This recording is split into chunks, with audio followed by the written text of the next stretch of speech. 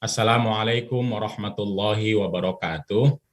Waalaikumsalam warahmatullahi Bismillahirrahmanirrahim. wabarakatuh. Alhamdulillahilladzi khalaqana min nafsin wahidah wa khalaqa minha zawjaha wa bassa minhuma rijalan katsiran wa nisaa wa afdhalus salawati wa atamut taslimi ala sayyidina Muhammadin al-mab'usi rahmatan lil alamina rijalan wa nisaa wa ala alihi wa azwajihi wa ashabihi wa dzurriyyatihi ahli sidqi wal wafa wa man tabi'ahum bi ihsanin ila yaumil jaza.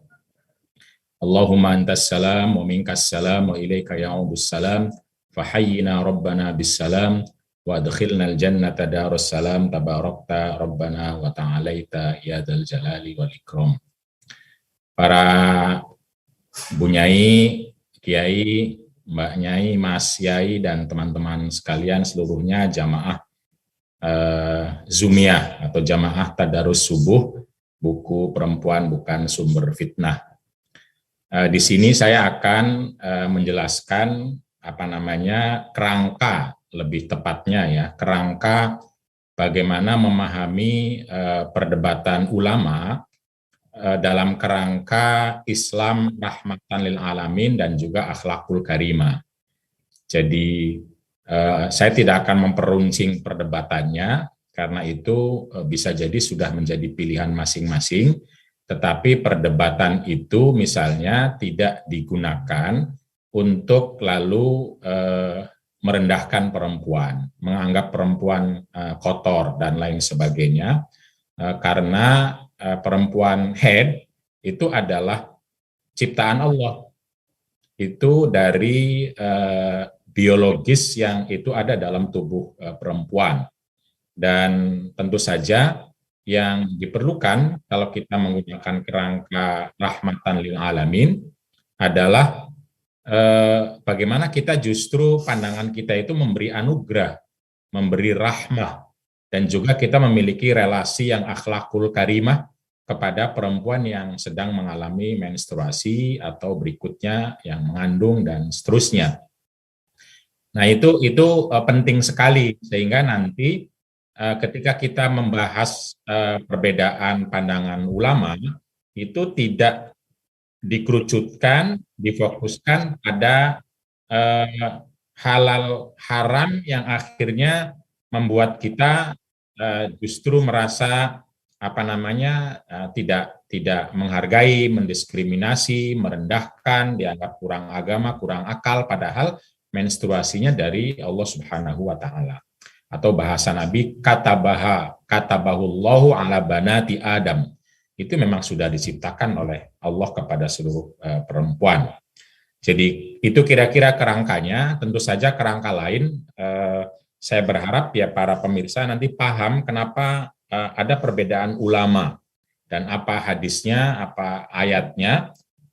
Kemudian kita bisa mengambil sebuah perspektif, sebuah kesimpulan yang betul-betul mengakar pada Islam rahmatan lil alamin dan juga akhlakul karimah.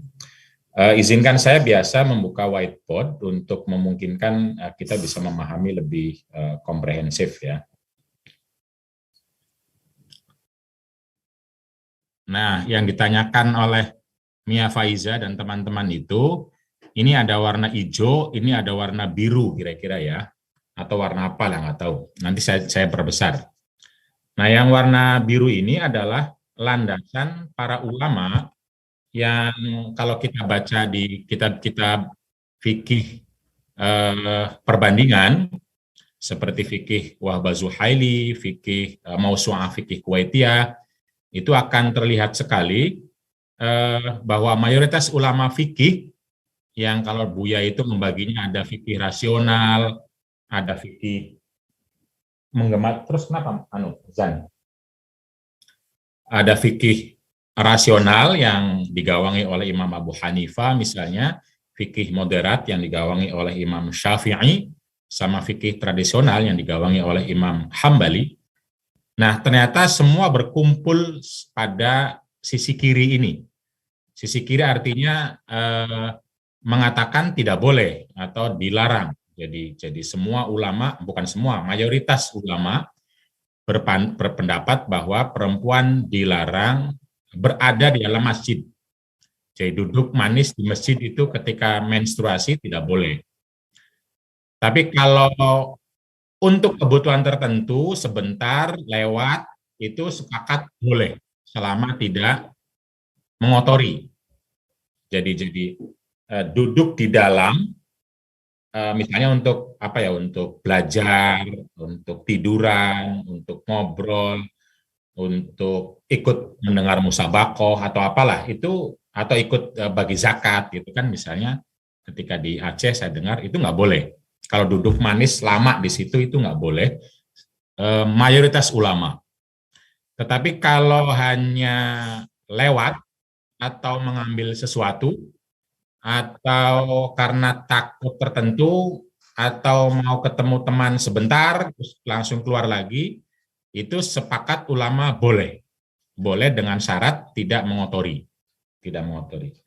Nah, tentu saja lalu ada perbedaan-perbedaan yang lebih detail ya kalau kita baca kitab Mausu'ah seperti ini dan kitab-kitab lain. Misalnya apakah Masjidil Haram masuk? Juga nggak boleh. Gitu. Karena orang-orang haji itu kan kalau sudah sampai Masjidil Haram nggak bisa tuh keluar gitu misalnya, atau di lingkungan masjidnya itu mana masjid, mana mihrab, mana beranda. Karena sekarang Masjidil Haram itu kan sudah lebar sekali bahkan sampai ke mall. Nah, itu mana bagian-bagiannya yang disebut sebagai masjid itu. Nah, Imam Abu Hanifah mengatakan boleh kalau Masjidil Haram, jadi yang tidak boleh masjid lain. Masjid lain nggak boleh, Masjidil Haram boleh. Orang yang lagi mens untuk masuk masjid. Yang tidak boleh itu hanya satu, tawaf. Kalau lagi haji itu boleh. Lalu kemudian juga tentu saja syarat untuk tidak mengotorinya masih disebutkan ya. Lalu kalau masjid tidak boleh, musola boleh nggak? Nah, itu berbeda ulama. Kalau masjid itu artinya tempat yang digunakan untuk sholat Jumat, itu masjid. Nah, tapi kalau musola, itu ulama berbeda pendapat. Ada yang mengatakan tidak boleh, ada yang mengatakan boleh. Karena kalau musola itu bukan masjid. Bukan masjid. Nah, definisi musola sama masjid, biasanya kalau di fikih itu ya kalau musola itu tidak dipakai untuk Jumatan. Tapi nanti beda nih orang-orang mazhab baru di sini yang sholat Jumatnya kan di basement sekarang itu, namanya masjid atau bukan itu. Nah, itu nanti basementnya kalau dipakai sholat Jumat berarti nggak boleh dong perempuan ke basement itu. Sekarang kan masjid sholat Jumat ada di sekolah, di kantor, di basement, dan lain-lain. Nah, itu yang mungkin belum ada yang bicara ya. Tetapi saya ingin menekankan bahwa pandangan mayoritas ulama itu dasarnya bukan karena perempuan kotor.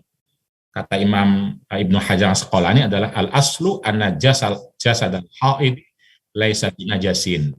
Jadi karena itu seperti kata Mbak Mia, dilarangnya itu karena mani'un, karena ada penghalang. Istilah kita karena ada tamu.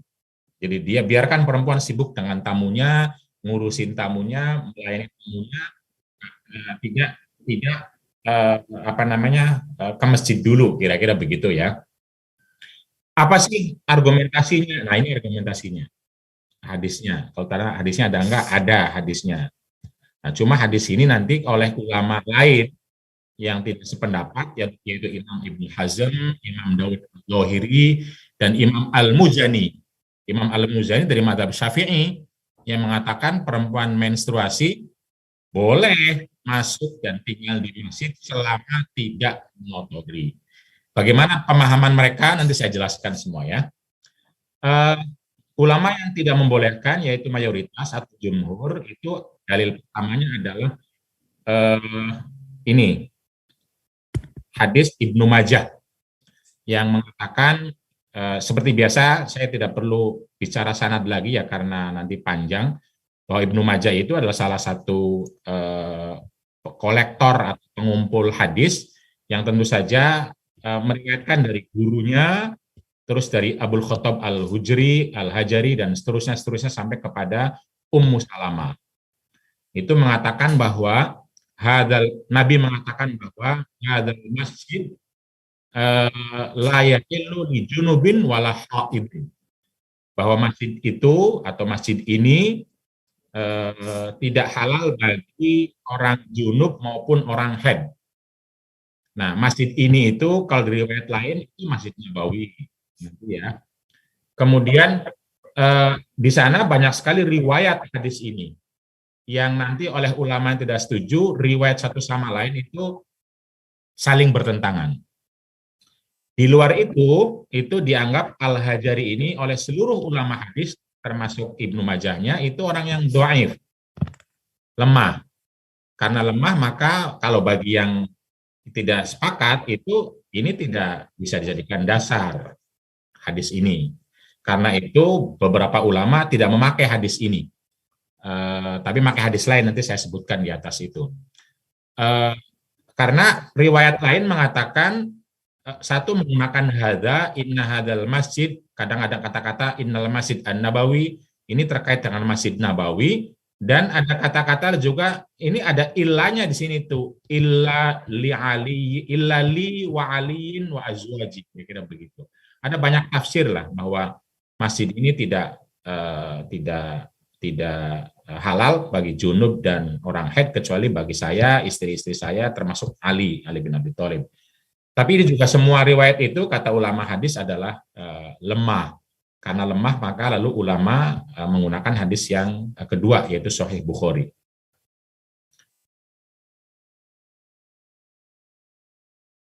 Wala. Kok ini apa namanya? Macet. Bentar ya. Nah, dalam hadis Bukhari ini, halo? Apakah suara saya kedengaran? Oke, soalnya di sini kok macet. Bentar. Dan yang kedua adalah hadis Bukhari yang berbicara bahwa perempuan-perempuan yang haid itu diminta untuk datang mengikuti sholat Idul Adha, tetapi tidak sholat, dan diminta untuk menjauhi musola, musolahunna. Ini kata-kata ini. Jadi ini Sahih Bukhari ya. Umirna an nukhrija, kami diperintahkan untuk mengeluarkan orang-orang haid. Ini bergema terus kan? Apa namanya? Bergema. Iya. Nah, kayaknya nanti. Oke. Jadi yang kedua ini hadis ini berbicara tentang bagaimana orang-orang yang haid itu diminta oleh Nabi untuk ikut Idul Fitri, Idul Adha. Tetapi tidak sholat, tapi ikut hadir. Ikut hadir, semua diminta keluar semua untuk bersama-sama dengan seluruh umat Islam. Nah, ini hadis Bukhari. Tapi saya tidak tahu apakah diamalkan oleh kita semua, bahwa orang yang lagi haid pun diminta untuk ikut keluar. Tapi ketika keluar itu katanya tidak mendekati musola-musola. Ini bahasanya bukan masjid, tapi musola-musola. Nah, pertanyaannya adalah apa arti tidak mendekati itu? Nah, nanti kalau menurut ulama mayoritas mengatakan ya artinya tidak boleh masuk masjid. Tapi kalau kata ulama yang membolehkan, tidak bolehnya itu bukan masuk masjidnya, yang tidak boleh itu sholatnya. Wa ya'tazilu al-huyyadu an musallahunna. Jadi menjauhi orang-orang haid itu, musola-musola mereka, menjauhi sholat itu yang tidak boleh, bukan duduk dan di dalam masjid itu. Ini satu. Yang paling kuat kalau kita lihat di kitab tafsir Al-Ahkam lil Qurtubi, Jami' Al-Ahkam lil Qurtubi, itu ayat Quran yang sering dipakai untuk melarang perempuan yang lagi haid ke masjid. Tetapi ayat Al-Quran ini juga kalau kita lihat, nanti kalau ada yang bawa Quran, silahkan lihat di surat An-Nisa 43. terjemahannya kalau di samping ada terjemahan Quran, atau bisa ngelihat terjemahan Quran online, itu surat yang keempat ayat 43, itu mengatakan bahwa ya ayyuhalladzina amanu, wahai orang-orang yang beriman, la taqrabu, jangan dekati as-sholata, sholat. Nah, ada yang punya terjemahan nggak? Ada terjemahan lain nggak? Mungkin Kang Fatur, terjemahan as-sholatanya apa?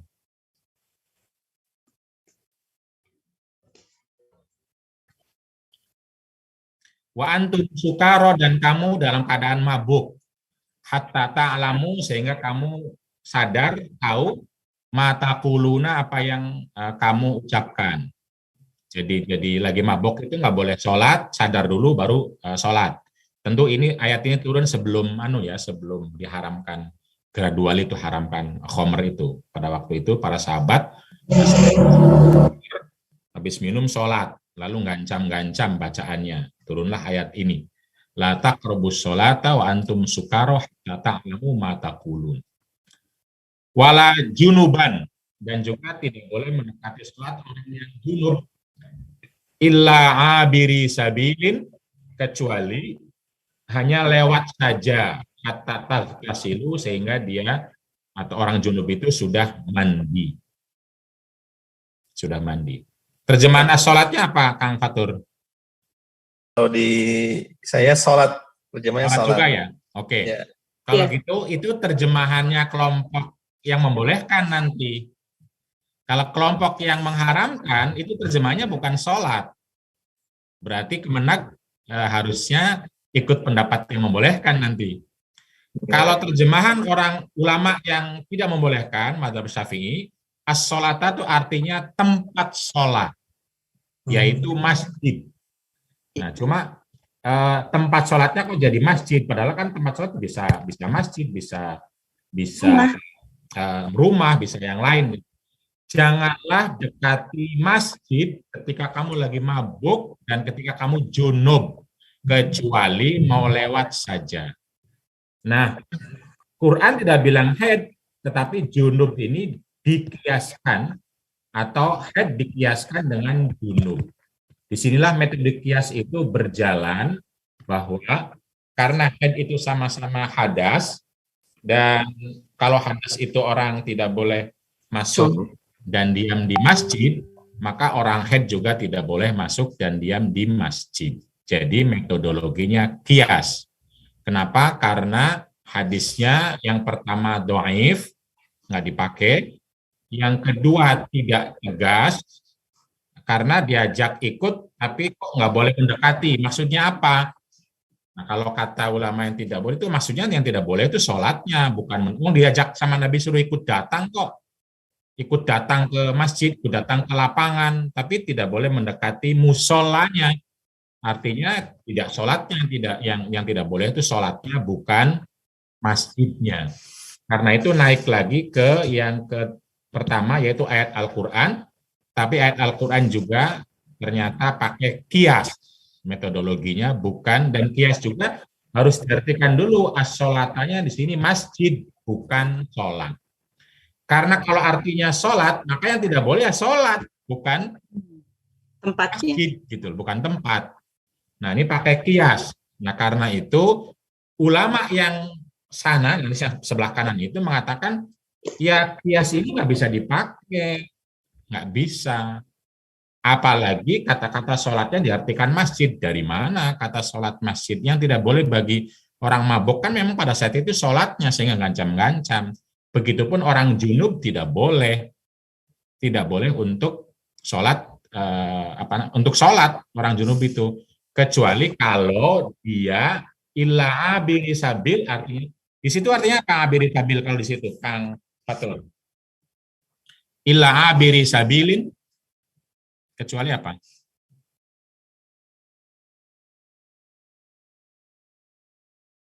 Coba diartikan utuh, Kang Fatul. Kecuali sekadar melewati untuk jalan saja. Nah, kalau sekedar melewati jalan saja itu Itu terjemahan mayoritas. Coba diartikan dari awal. Dari awal artinya gimana? Wahai orang yang beriman, janganlah kamu mendekati sholat ketika kamu dalam keadaan mabuk sampai kamu sadar apa yang kamu ucapkan. Oke. Dan jangan pula kamu dalam kurung kamu hampiri masjid ketika kamu kurung tutup dalam keadaan junub kecuali sekadar melewati untuk jalan saja. Nah, itu oke. Itu terjemahan mayoritas. Betul. Wala junubannya diartikan ketika junub jangan menghampiri masjid. Padahal menghampiri masjid kan tidak ada di Qur'annya. Wala junuban saja. Nah, itu terjemahan mayoritas. Wala junuban ini kata-katanya dan juga tidak boleh orang junub. Tidak boleh apa? Kalau dalam kurung itu kan tidak boleh menghampiri masjid. Itu terjemahan tafsirnya ulama yang mengharamkan. Padahal kalau ngikutin bahasa Arab ya wala junubannya harusnya ke wala takrobu. Kalau wala takrobu artinya tidak boleh sholat bagi orang junub. Nah, illa abiri sabil kecuali lewat saja. Jadi menghampiri masjid nggak boleh, masuk tapi lewat boleh. Lewat boleh. Di situ mendengung nggak suara saya? Maaf. Di situ. Tidak. Enggak ya, Kang Fatul? Tidak. Oke, Tidak. sip. Udah nggak apa-apa. Sip. Apa namanya? Nah, ulama mayoritas mengatakan jangan menghampiri masjid. Nah, itu terjemahan dari tafsir ulama mayoritas. Lalu illa abiri sabilin, kecuali kalau lewat. Nah, karena itu orang menstruasi dikiaskan kepada orang junub, tidak boleh masuk masjid kecuali kalau lewat saja. Nah, padahal kalau kata ulama yang membolehkan, wala junuban itu artinya jangan sholat ketika junub kecuali kalau sudah mandi. Nah, kecuali illa abiri sabilin, kecuali kalau kamu lagi musafir. Junub, musafir, nggak ketemu air, nggak bisa mandi, silahkan tayamum. Begitu kira-kira ya artinya. Jadi terjemahan itu adalah bagian dari tafsir, dan tafsir yang ada adalah tafsir mayoritas. Itu kira-kira. Nah, karena itu ayat Al-Quran ini pun itu kemudian dianggap tidak punya basis atau argumentasi yang kuat menurut ulama yang membolehkan. Siapakah ulama yang membolehkan? Nah, kalau kita lihat di fikih perbandingan itu, yang utama adalah Imam Dawud Al-Zahiri, seorang ulama terkenal, dulunya mazhab Syafi'i, lalu dia punya kerangka sendiri. Beliau seorang sufi, zahid, mutasawwif terkenal lah, sangat mutabi'us sunnah, dan dicintai oleh para ulama mazhab Syafi'i saat itu juga, walaupun berbeda pendapat banyak dengan Imam Syafi'i. Dipuji oleh Imam Nawawi, Imam Abu Ishaq Ar-Razi, lalu kemudian bikin madhab sendiri, tapi madhabnya tidak laku kalau bahasa sekarang ya. Tidak banyak, tapi pengikutnya masih ada banyak, dan yang paling terkenal adalah Imam Ibnu Hazm Al-Zahiri dalam kitabnya Al-Muhalla. Nah, semua argumentasi ini dari kitab Al-Muhalla, Imam Ibnu Hazm. Nanti silahkan dilihat di sana. Jadi mazhab yang justru dianggap sebagai tekstualis, literalis, hanya berpaku atau berpandu pada hadis saja, Quran saja, tidak mau pakai akal, tidak mau pakai logika, tidak mau pakai kias, apalagi pakai yang besar-besar, itu justru berbeda pendapatnya, dan sepertinya baru ngeh kita sekarang kenapa itu seperti punya pandangan seperti itu. Dan ulama sebelah kanan yang saya bilang itu sekarang banyak sekali menginspirasi para mayoritas. Misalnya wasiat wajibah. Itu dalam mayoritas ulama tidak ada wasiat wajibah. Wasiat wajibah itu bagian waris bagi cucu yang tidak kebagian karena mahjub terhalang oleh anak. Padahal cucu itu sangat membutuhkan warisan karena dia orang tuanya udah meninggal. Nah, ketika kakeknya meninggal, si cucu nggak dapat karena terhalang oleh paman yang menjadi anaknya mayit. Nah, kalau di mayoritas semua ulama nggak boleh dapat warisan. Tetapi Ibnu Hazm mengatakan justru itu harus dikasih karena dia orang yang tidak bisa ada yang menolong.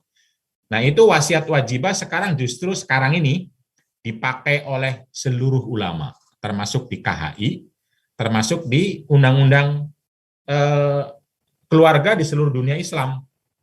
Nah, ini pendapat orang yang kita bilang literalis, tradisional, itu justru memberi inspirasi kepada ulama mayoritas. Nah, termasuk juga kalau kita bilang sholat terawih gitu kan, jadi 11 itu orang sebelah kanan ini, jadi 11 itu. Kalau mayoritas kan termasuk mazhab Hambali itu ya 23 misalnya ya. Nah itu apa lalu pandangan atau pendapat kalau di buku saya baru satu karena dibatasi oleh Mas Fathur untuk nggak boleh ngomong panjang-panjang katanya. Jadi akhirnya saya hanya bicara satu hadis, padahal Imam Ibnu Hazm bicara sampai 4-5 hadis yang mengatakan bahwa perempuan haid itu ya boleh saja duduk tinggal di dalam masjid untuk apapun selama bukan untuk sholat. Tentu saja harus menjaga kebersihan ya, dan itu tidak hanya orang mens, semua orang tidak boleh mengotori masjid. Kalau ngotori dengan ingusnya juga nggak boleh, dengan darah mimisnya juga nggak boleh, ya termasuk dengan darah menstruasi. Jadi pada dasarnya perempuan haid maupun laki-laki junub adalah orang yang boleh saja masuk tinggal di masjid untuk aktivitas yang dibolehkan oleh Islam.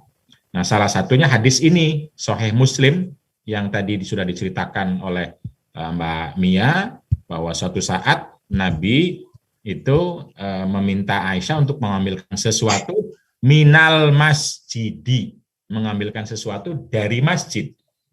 Jadi nawilini al-khumrata minal masjidi. Aisyah ambilkan sajadah itu, ambilkan pakaian itu dari masjid. Berarti kan masuk ke masjid. Qalat, lalu Aisyah, inni haidun, saya lagi haid ya Rasulullah. Karena pada saat itu ya kita tahu di berbagai belahan dunia, sering diceritakan oleh Mbak Nyai keren kita, Mbak Nur Rofiah, orang menstruasi itu di berbagai tempat dikucilkan, diharamkan, dijauhkan, tidak boleh, bahkan ada rumah tersendiri, bahkan dibangunkan satu tempat yang sangat jauh. Nah, termasuk dalam konteks itu masyarakat Arab pada saat itu, ketika perempuan mens itu jangankan masjid, di kamar juga nggak boleh, laki-laki juga nggak boleh menemani. Jadi harus layu akiluha wala yanamu ma'aha dan lain sebagainya. Sehingga setiap ada apa-apa, perempuan akan merasa saya lagi head, itu untuk mengatakan boleh nggak ya gitu. Nah, ternyata Nabi revolusinya isna'u kulla syai'in illan nikah. Ini juga dipakai oleh Imam Ibnu Hazm bahwa perempuan itu boleh apapun karena bahasa nabinya kulla syai'in. Ini juga Sahih Bukhari Muslim. Tapi saya tidak sebutkan di sini ya. Boleh apapun kecuali satu, yaitu hubungan intim, dan itu pun karena rahmatan lil haidi, karena mencintai, mengasihi kepada perempuan agar tidak tersakiti karena hubungan intimnya. Yang lain boleh semua gitu kira-kira. Tetapi Aisyah masih ragu, boleh nggak saya masuk masjid ya? Kata Nabi, inna haidotaki laisat fi yadiki, bahwa head kamu tuh Aisyah bukan di tangan kamu, bukan di kaki kamu, sehingga kamu nggak boleh bergerak, bukan di tangan kamu, sehingga kamu tidak boleh memegang sesuatu, tidak, tetapi ya tentu di farji yang itu yang tidak boleh hubungan intim itulah kira-kira ya. Ini satu hadis. Hadis yang lain juga Sahih Muslim. Ini lebih tegas lagi nih yang kata Ibnu Hazm. An Aisyah anna walidatan kanat sauda, ada seorang hamba sahaya perempuan yang hitam warna kulitnya, dimiliki karena dia hamba sahaya, dimiliki oleh salah satu kabilah. Nah, dia masuk Islam, ketika masuk Islam kemudian dimerdekakan oleh kabilah tersebut, lalu datang kepada Rasulullah, dimerdekakan lalu datang kepada Rasul dan aslamat dan masuk Islam. Qalat Aisyah meneruskan ceritanya, fakana laha khibaun fil masjid, bahwa perempuan itu lalu memiliki kemah di dalam masjid. Karena di masjid itu kan banyak orang tidur, ahlus suffah itu. Nah, perempuannya tidur juga dalam masjid, cuma biar tidak campur dibikinkan kemah di dalam masjid. Au hifsun, ada yang mengatakan ya semacam rumah kecil lah untuk membedakan ini kamarnya perempuan dan yang lain yang bebasnya laki-laki. Ini Sahih Muslim. Nah, perempuan itu kalau di dalam masjid masa nggak pernah mens sama sekali? Pasti ada mensnya, kata Ibnu Hazm. Nah, ketika mens pun masih tetap di dalam masjid dan ya boleh artinya dalam masjid, gitu satu. Yang kedua adalah ketika adalah hadis Sahih Bukhari dan semua tahu semua ulama tahu bahwa Aisyah ketika haji sama Nabi itu mens. Aisyah itu. Lalu kata Nabi, apapun boleh dilakukan kecuali tawaf. Nah, kalau kata-kata apapun, berarti kan masuk masjid juga harusnya boleh. Kalau nggak boleh, Nabi harus ngomong dong, gitu kata Ibnu Hazm. Ini kata-katanya nih. Iqdi ma yaqdi al-hajj. Lakukan semua yang dilakukan oleh orang haji. Apapun silahkan. Ghairu an la tatufi bil baiti hatta taghtasili. Kecuali tawaf kamu tidak boleh sampai kamu suci dan mandi. Ini hadis Sahih Bukhari, Muslim, semua ulama bilang, semua ulama hadis mensahihkan hadis ini. Nah, terkait dengan perempuan tawaf ini, sekalipun ada hadisnya tidak boleh, ternyata ulama mayoritas juga berbeda pendapat. Imam Syafi'i, Imam Maliki mengatakan tidak boleh seorang perempuan yang lagi mens untuk tawaf, karena tawaf itu syaratnya suci sebagaimana sholat. Tapi Imam Abu Hanifah mengatakan boleh. Selama ditambah dengan dam, menyembelih kambing. Tetapi ya tetap mandi dulu, gitu, tetap harus mandi. Karena Nabi bukan melarang tawaf karena tidak suci, tapi suruh mandi dulu, gitu loh. Hatta taghtasili. Nah, tapi kalau ulama Saudi ini sekarang mengatakan boleh untuk tawaf, sekalipun menstruasi. Kenapa? Karena orang beribadah itu sesuai kemampuan, sementara orang mens kalau sampai dilarang tawaf, nanti dia akan ditinggal oleh jamaahnya, lalu dia tidak bisa pulang karena nunggu selesai menstruasi. Itu pendapatnya ulama-ulama Saudi yang awalnya Ibnu Taimiyah, Ibnu Qayyim, karena alasannya ya perintah agama itu sesuai kemampuan. Ketika tidak mampu, sementara akan ditinggalkan, kalau harus nunggu selesai ya dia nggak akan punya teman, maka ya udah tawaf saja. Itu pendapat, tapi bukan itu yang kita bicarakan. Yang kita bicarakan soal tinggal di dalam masjidnya itu. Jadi ini ada 3 hadis, bahkan Imam Ibnu Hazm menambahkan satu lagi hadisnya, yaitu ju'ilat liyal ardu masjidan wa tahuro, bahwa tanah-tanah ini adalah juga masjid. Itu kata Nabi, tanah itu masjid. Nah, kalau dibilang nanti perempuan tidak boleh masuk masjid, berarti perempuan tidak boleh berada di bumi ini. Nah, padahal perempuan kan boleh di bumi manapun ketika menstruasi itu. Padahal sudah disebutkan sebagai masjid oleh Nabi, karena itu ya perempuan boleh dimanapun ketika menstruasi. Tidak dilarang. Nah, tetapi ya tentu saja kita harus sama-sama menghormati pendapat itu, pendapat yang melarang dan pendapat yang membolehkan. Yang penting lalu adalah tetap pondasinya harus sama-sama, bahwa yang melarang itu tidak menganggap bahwa tubuh perempuan itu kotor, bermasalah, sehingga tidak layak dan lain sebagainya. Tetapi ya sedang ada mani'un. Mani'un itu penghalang. Penghalang itu bahasa sekarang tamu. Sehingga jangan ditambah-tambahin, lalu dianggap tidak layak lah, tidak bisa dekat sama Tuhan, sama Allah lah, dan lain sebagainya. Gitu kira-kira. Jadi karena itu menurut saya bagaimana kita bisa atau mampu mendudukkan perbedaan itu dalam kerangka rahmatan lil alamin.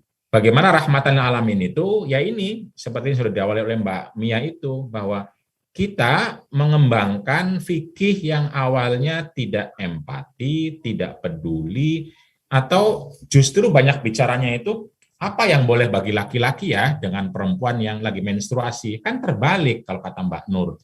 Yang menstruasi perempuan tapi kok yang dibicarakan laki-laki. Kalau di fikih kan kita sering dengar tuh, boleh nggak laki-laki berhubungan intim, boleh nggak mencium, boleh nggak dekat, boleh nggak.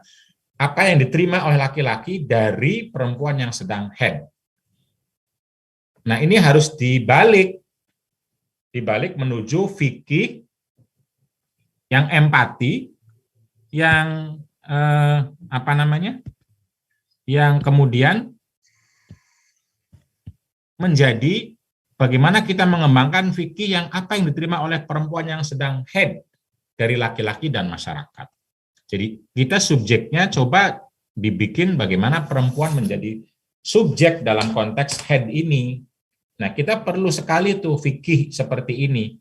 Kira-kira kalau perempuan lagi haid itu apa yang diterima, apa yang diperoleh dari laki-laki dan masyarakat gitu loh. Bagaimana mengembangkan fikih seperti ini? Ya salah satu ayat utamanya adalah ayat surat Luqman yang saya kira sangat terkenal itu. Wawaswainal insana biwalidayhi hamalatu ummuhu wahnan ala wahnin wa fisaluhu fi amaini anishkurli wali walidaik. Begitupun ayat dalam surat Al-Ahqaf jelas sekali pentingnya ihsan di sini kepada orang tua, terutama perempuan yang mengalami kehamilan, melahirkan, menyusui, dan seterusnya. Jadi menstruasi itu bagian dari proses perempuan akan mengalami hamil dan seterusnya.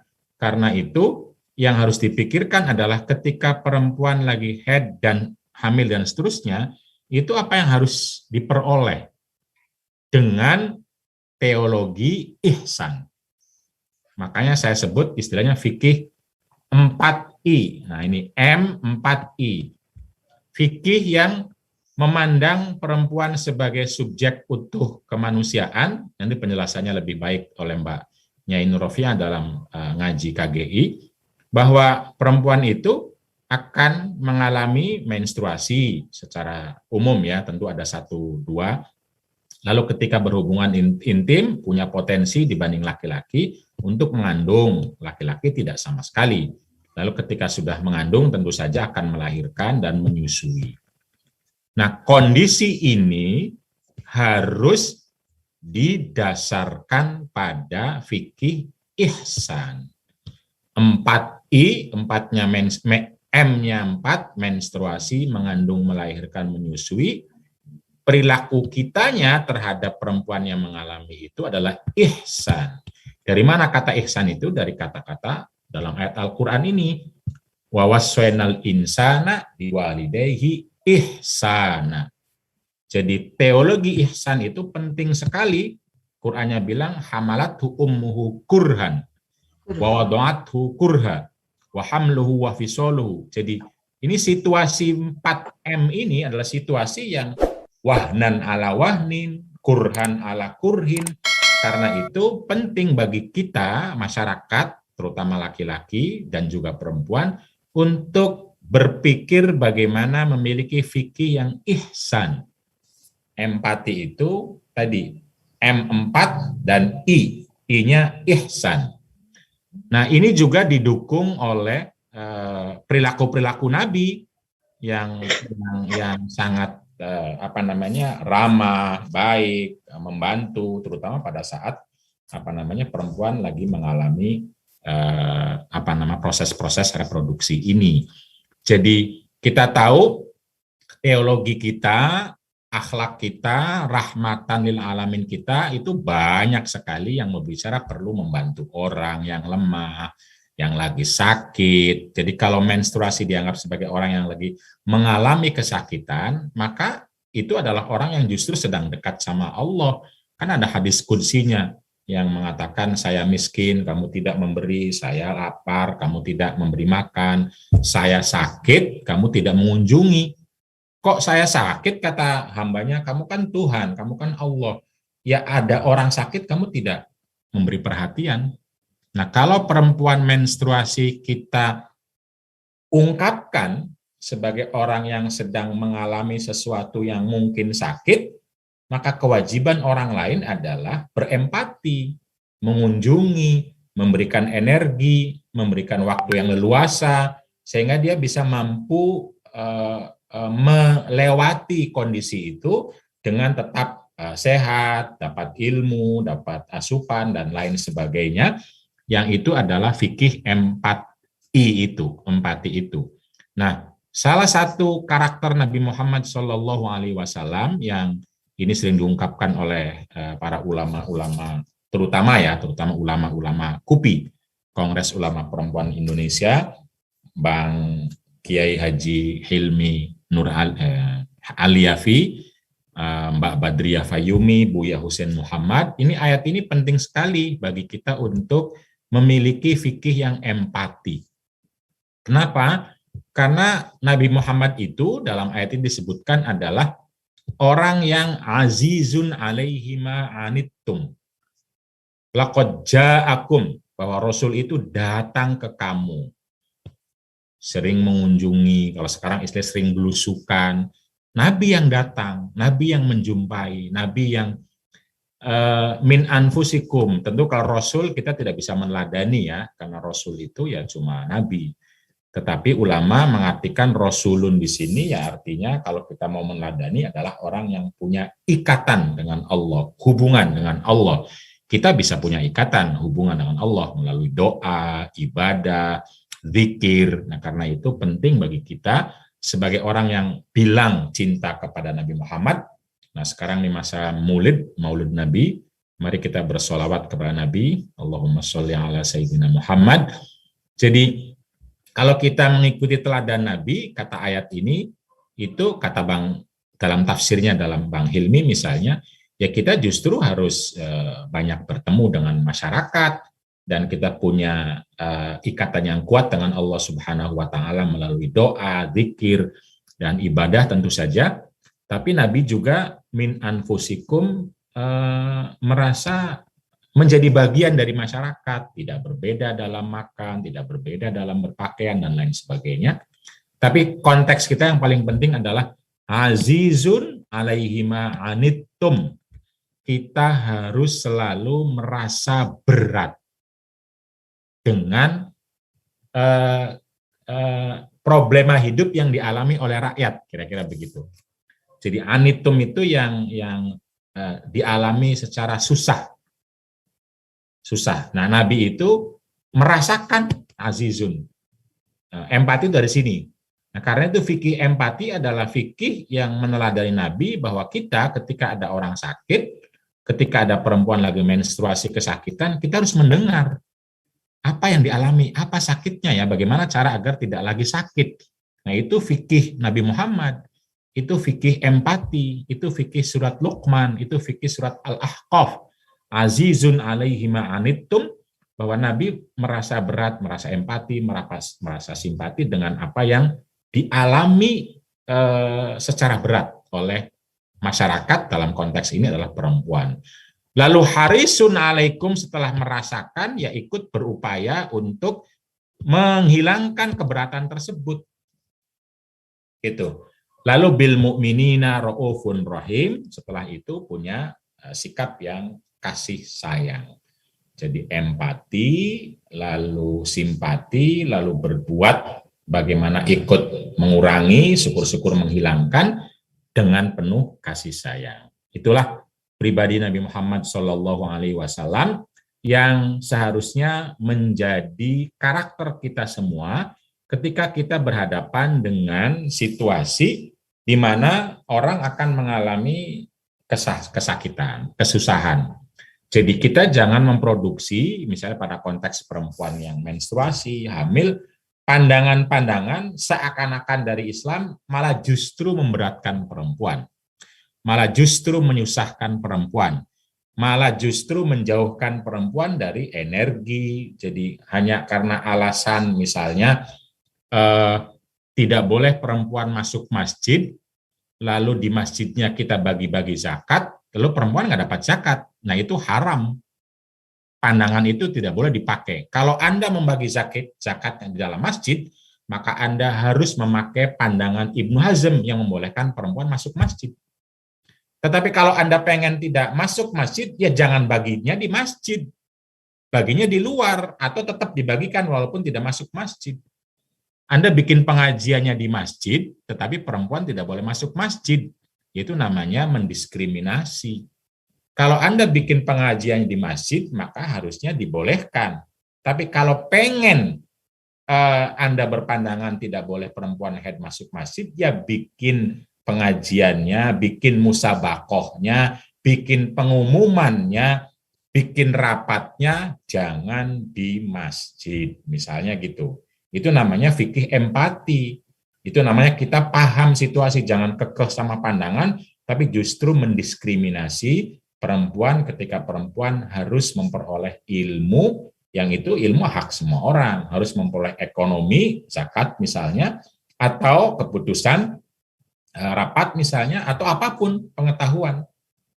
Jadi itulah fikih empati itu. Jadi kita boleh saja karena kita merasa ini mayoritas ulama misalnya, tapi juga kita membuka hati kita pada pandangan yang ternyata juga itu ulama besar, ada dari mazhab Syafi'i juga, walaupun sebagian besar dari mazhab Daud al-Dhahiri. Nah, dengan demikian yang paling penting pada konteks adalah cara pandangnya. Cara pandang bahwa perempuan adalah manusia, khalifah dan hamba Allah yang berhak memperoleh misi dan visi akhlakul karimah Islam dan rahmatan lil alaminnya Islam. Sehingga tidak boleh atas alasan menstruasi lalu perempuan dilarang untuk memperoleh akses-akses kehidupan. Malah justru sebaliknya, bukan dilarang, dipenuhi, difasilitasi, ditemani. Kenapa? Karena sedang mengalami sesuatu yang bisa membuat sakit, bisa membuat terbatas geraknya, dan lain-lain. Nah, fikih itu perlu banyak uluran tangan kita. Perlu banyak kerja-kerja kita semua, para jamaah ini, untuk membuat kerangka fikih empati untuk situasi perempuan yang sedang menstruasi, lalu mengandung, lalu melahirkan dan menyusui, sehingga semua laki-laki dan semua masyarakat tergerak untuk berbuat sesuatu yang sesuai dengan rahmatan lil alamin dan akhlakul karimah, tapi tidak justru membuat mitos-mitos yang membuat perempuan semakin dijauhkan, susah, dan akhirnya malah menjadi korban dari ketidaktahuan, sakit, dan bahkan meninggal ketika melahirkan karena kurangnya akses, karena kurangnya energi, karena kurangnya perhatian, karena tidak ada suami atau keluarganya yang tergerak secara agama untuk bisa mendampingi menjadi suami yang soleh, yang menemani, yang mendampingi, yang memberikan fasilitas di mana semua hal itu ada justru bagian dari Islam rahmatan lil alamin, akhlakul karimah, dan merupakan karakter Nabi Muhammad SAW yang azizun alaihi ma anittum harisun bil mu'minin harisun alaikum bil mu'minina raufun rahim. Gitu Mbak Mia sebagai awal dari pengantar. Mohon maaf kalau agak panjang karena memang ini harus disampaikan semua biar kerangkanya terlihat apa beda antara satu dengan lain dan bagaimana kita mendudukkan perbedaan itu dengan tetap saling menghormati. Yang paling penting dalam konteks fikih mubadalah adalah bagaimana kita punya cara pandang yang rahmatan lil alamin dan akhlakul karimah kepada pihak-pihak yang bisa jadi sedang mengalami sesuatu yang dalam sesuatu itu dia justru menjadi sakit atau terbatas fisik dan aksesnya. Dan tugas kita semua, siapapun yang lalu punya akses, punya fisik kuat, punya ilmu, punya kapasitas untuk memastikan mereka semua tetap memperoleh anugerah, rahmah, dan akhlakul karimah. Gitu Mbak Mia, silakan.